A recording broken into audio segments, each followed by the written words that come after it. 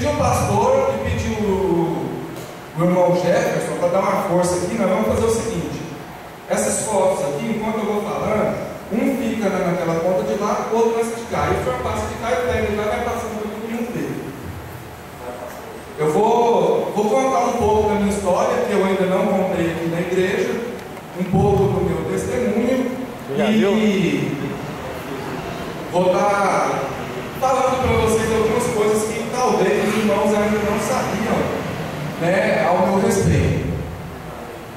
Eu vou começar de uma forma mais resumida. Quando eu tinha 13 anos de idade, a minha mãe faleceu. A minha mãe faleceu com 33 anos de idade.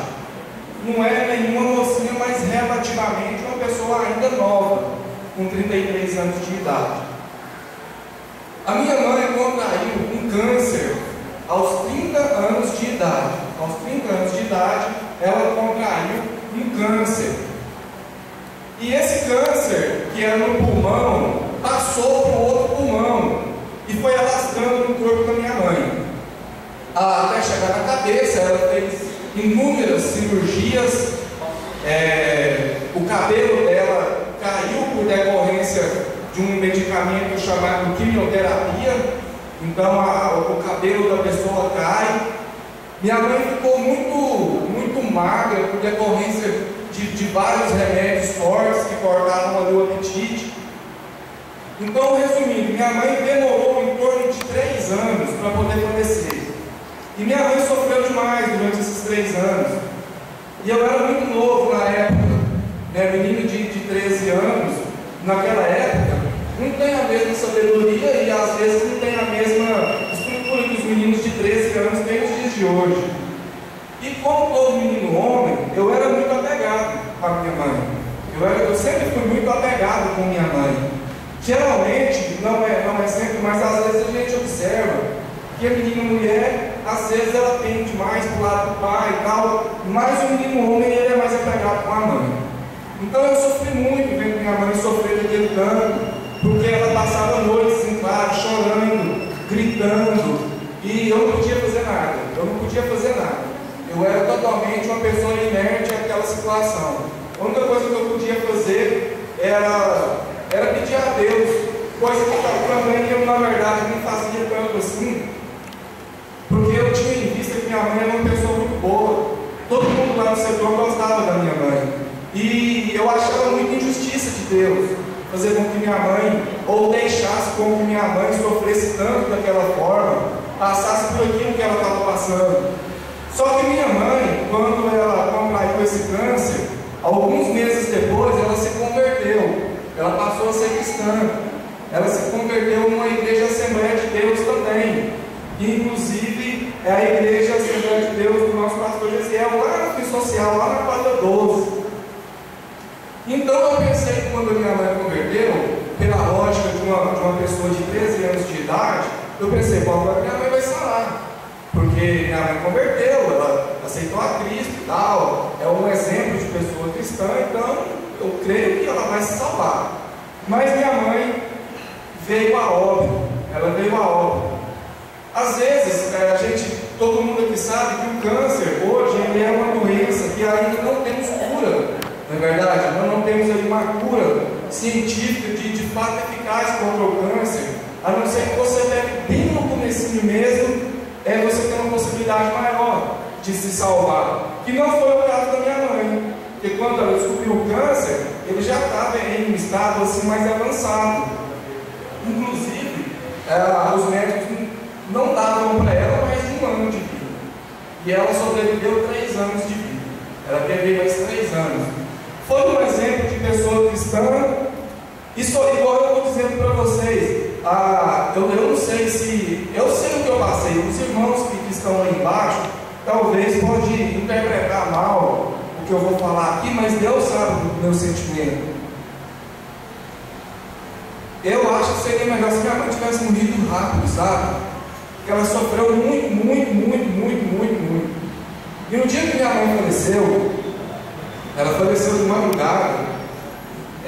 Minha mãe faleceu segurando minhas mãos. Eu tinha 13 anos de idade. minha mãe faleceu assim, segurando na minha mão. E minha mãe faleceu, eu lembro assim, eu vejo assim escritinha, minha mãe faleceu até com os olhos abertos, assim, ó. Meu pai teve que fechar o olho da minha mãe, eu vi tudo, eu fiquei muito traumatizado com aquilo tudo.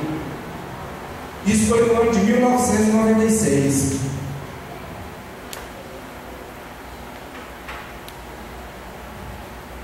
E no mesmo ano de 1996, eu retomei um projeto antigo meu, que era um grupo de rap que eu tinha chamado Goiânia Gangsta, que eu tinha começado em março de 96, mas eu não estava dando continuidade nisso.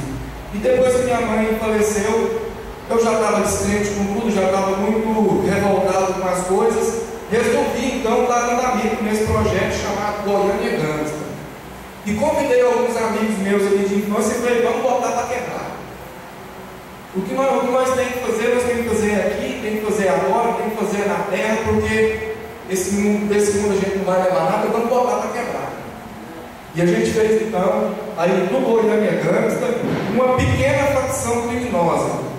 E a gente agia em todas as áreas da criminalidade, a gente comprava droga, a gente vendia droga, a gente assaltava, a gente comprava arma, a gente revendia arma, a gente fazia todo tipo de atividade criminosa com o Goiânia Gangsta e também fazia o rap, fazia alguns sons, né? Eu sempre gostei do rap e a gente fazia ali alguns sons e desenvolvia algumas atividades criminosas.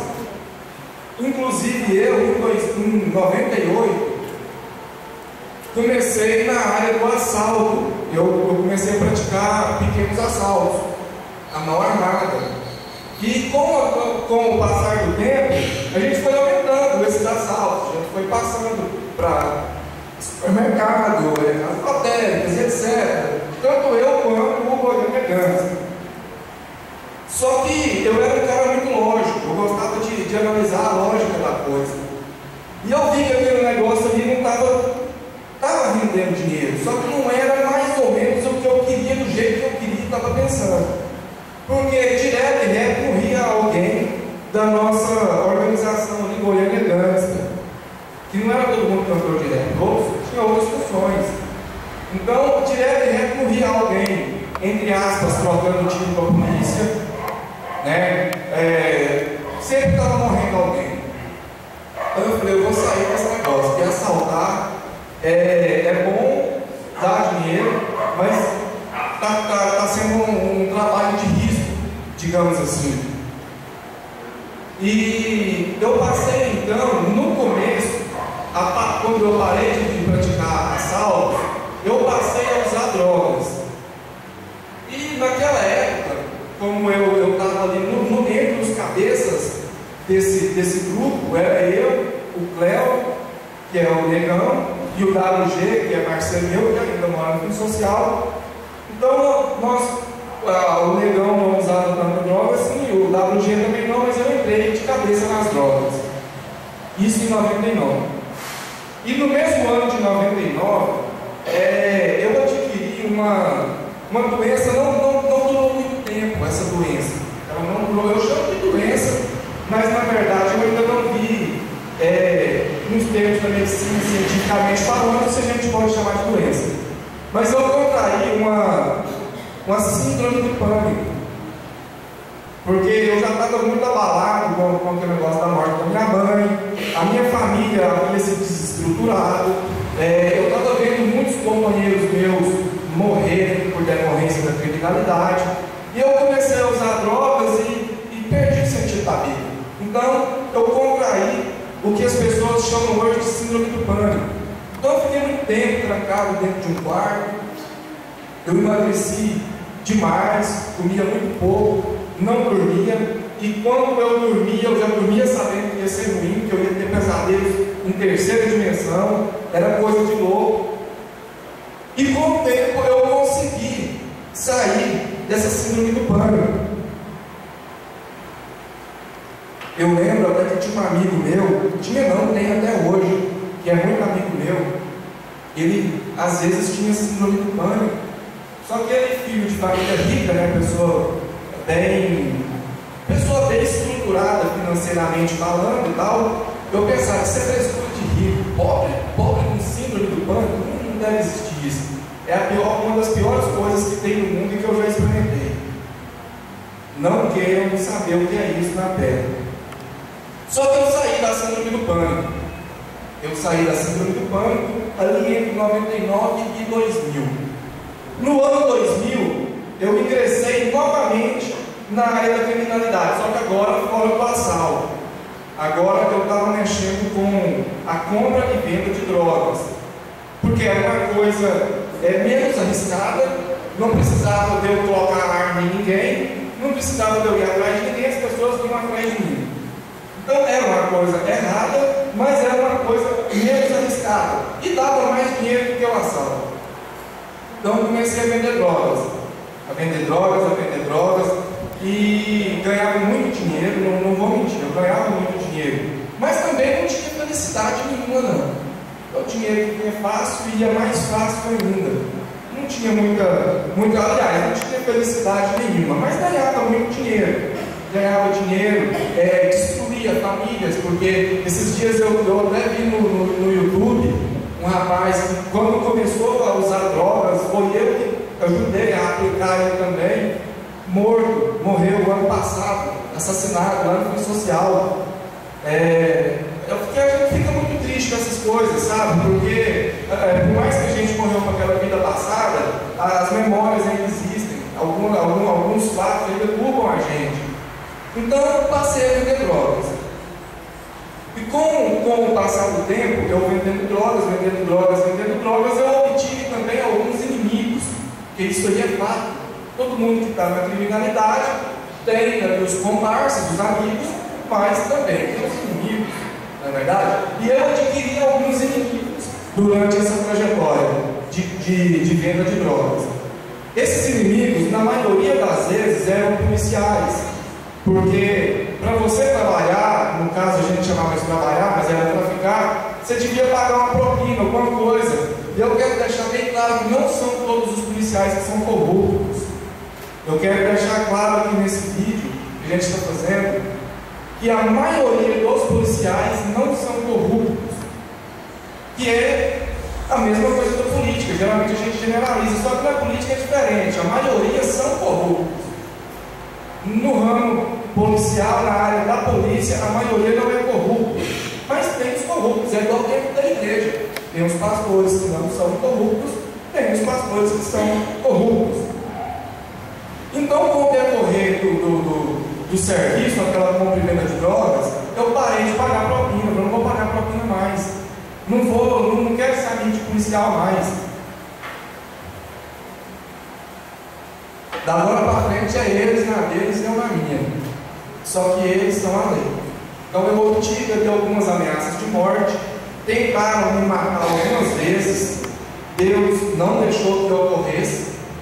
Inclusive, da última vez que tentaram me matar, eu quase fiquei, eu acho que é tetraplégico, é paraplégico, porque me deram uma coronhada aqui na coluna aqui, que quase quebrou o osso.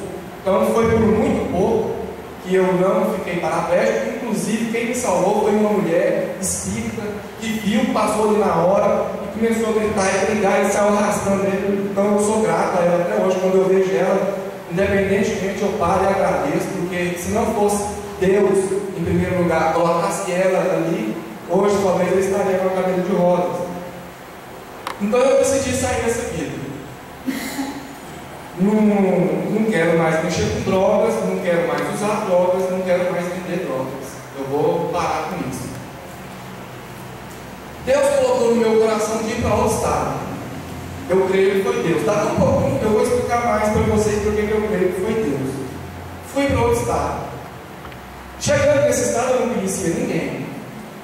Bem dizer, fui quase que só com a roupa do corpo. Pouquíssimo dinheiro. É elementar que de onde você tira e não põe, logo vem o quê? E como eu não conhecia ninguém, cheguei a passar fome também. Então eu passei fome por alguns dias.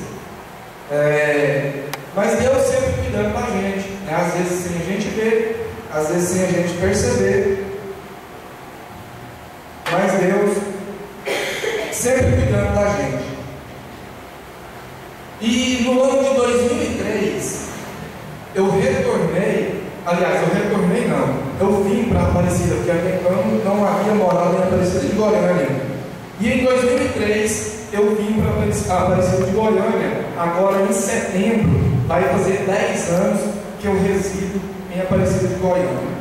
E quando eu retornei para Aparecida de Goiânia, eu já não usava drogas mais, já não vendia drogas mais, só que eu embarquei na bebida. E bebia muito. O Jefferson está aqui, é prova disso, lembra? Bebia muito, bebia mesmo. Gente, eu gostava de moer mesmo. E por decorrência da bebida, às vezes a gente entra em confusões, não é verdade? Eu brigava muito, brigava demais. Deus me livrou da morte várias vezes. Algumas dessas vezes o Jefferson é testemunha. Algumas dessas vezes ele estava, ele viu, ele pode comprovar. E chegou um tempo que eu falei assim: eu tenho que sair da bebida também, porque eu tenho que tomar vergonha na cara. Eu já sou pai de família, tá entendendo? Eu já sou pai. Nessa altura do campeonato, meu filho já morava comigo, morava só eu e meu filho. Meu filho hoje tem 7 anos de idade. Então eu decidi não beber mais e não fumar mais. Inclusive o câncer que minha mãe pegou na época foi por decorrência do cigarro. Minha mãe era fumante e eu fumava 2 carteiras de Hollywood por dia. Então não é pouca coisa. Parei de fumar, parei de beber. Eu ajoelhei e falei: meu Deus, não é a partir de hoje não, tá? Eu lembro que eu falei a partir de agora, porque se eu falasse a partir de hoje, durante o resto do dia eu ainda podia morrer. A partir de agora eu não bebo mais e não fumo mais. Graças a Deus eu não fiz igual muitas pessoas que vêm parando de beber e de fumar devagarzinho, já tem 20 e tantos anos que está devagarzinho, bebendo, fumando, né? Então eu parei de uma vez, não mais bebi, não mais fumei. E passado alguns tempos, eu voltei a uma prática que eu gostava muito antigamente, só que não era tão aprofundada assim, nem era tão amparada pela palavra de Deus. Eu gostava muito da escatologia, né, do ramo da escatologia. Isso desde de 98, 99. E voltei a estudar escatologia, ver algumas coisas ali concernentes à escatologia, e veio no meu coração a vontade de eu me tornar cristão. Então eu aceitei a Cristo dentro de casa, ajoelhei, chorei, aceitei a Cristo, comuniquei para os meus familiares, comuniquei para os meus amigos, fiz ali a minha confissão e me tornei cristão. Mas uma vontade que eu sempre tinha e sempre gostei foi do rap. Está entendendo? Eu sempre gostei do rap. E eu pensava então que eu podia fazer um louvor a Deus de uma forma que eu manejasse bem, porque se eu tentasse aventurar em outras áreas, tipo o rock, embora eu goste muito, ou algum outro tipo de louvor, eu creio que não sairia tão bem assim. Então eu decidi fazer um grupo de rap cristão. Isso passou alguns anos, eu sempre pensando, vou fazer um grupo de rap cristão.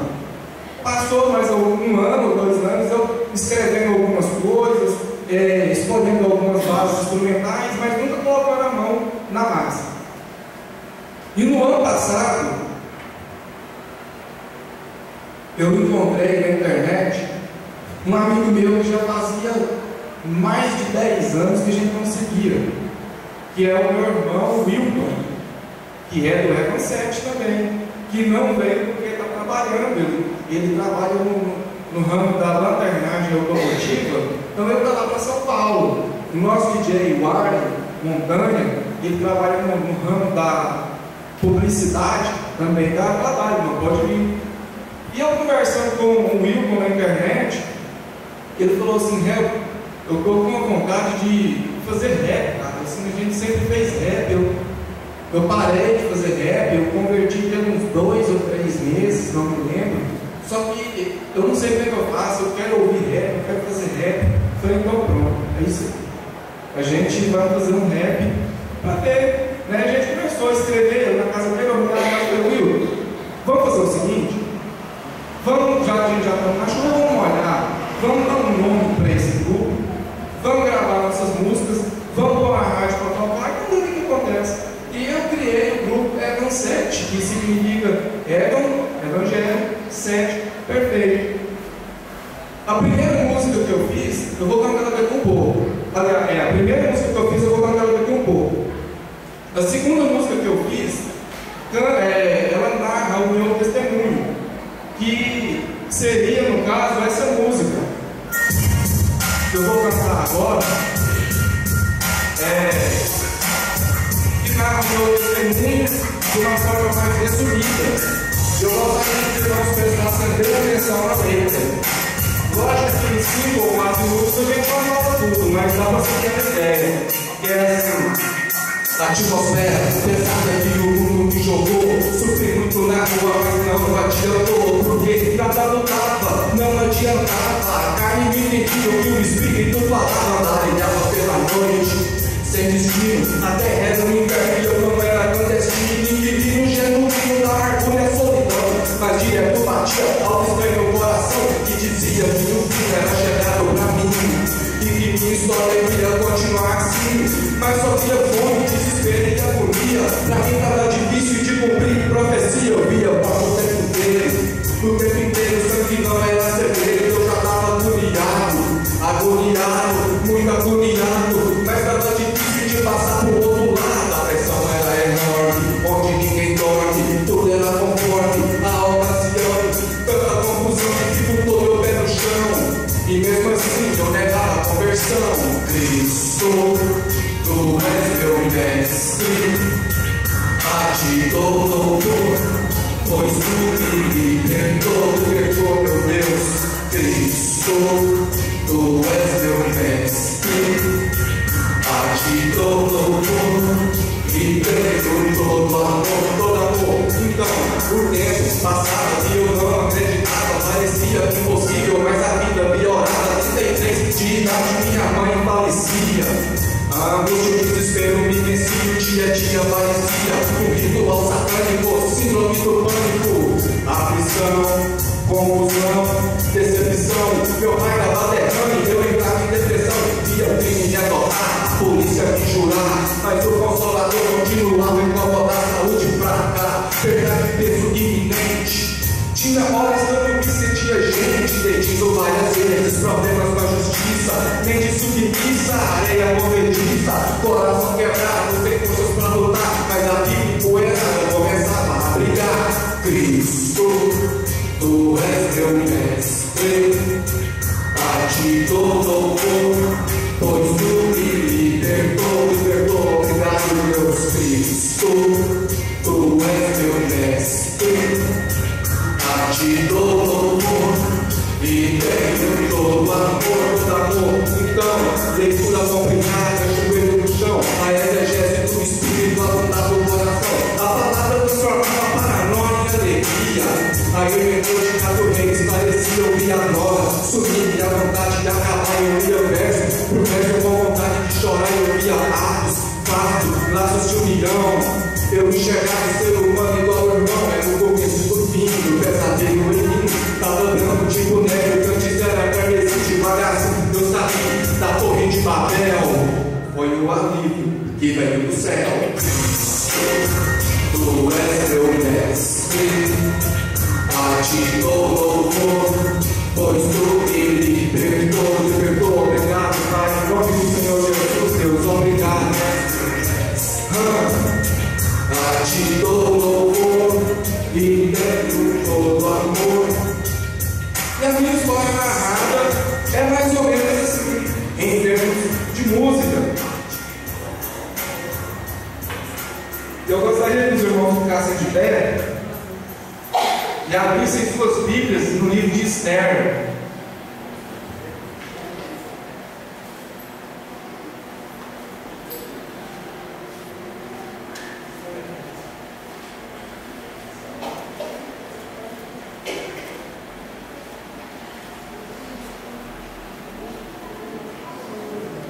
Esther, capítulo 4. Esther muito antes de Jó, se eu não me engano. No capítulo 4, todo mundo encontrou, e pode ficar tranquilo que a gente vai ler a Bíblia no livro de Esther, e nós vamos continuar com a nossa Bíblia aberta no livro de Esther.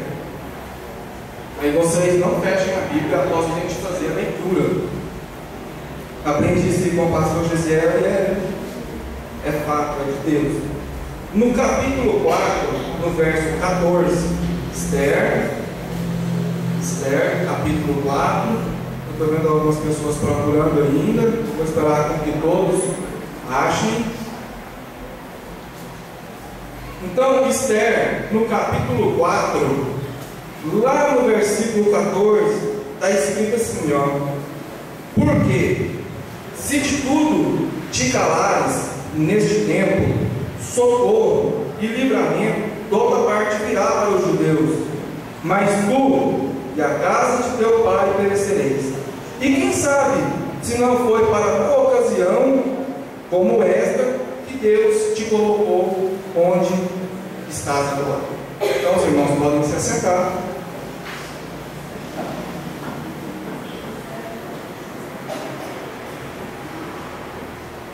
Os irmãos podem manter a Bíblia aberta aí no comecinho do livro de Esther, no capítulo 1, para a gente falar algumas coisas a respeito desse livro.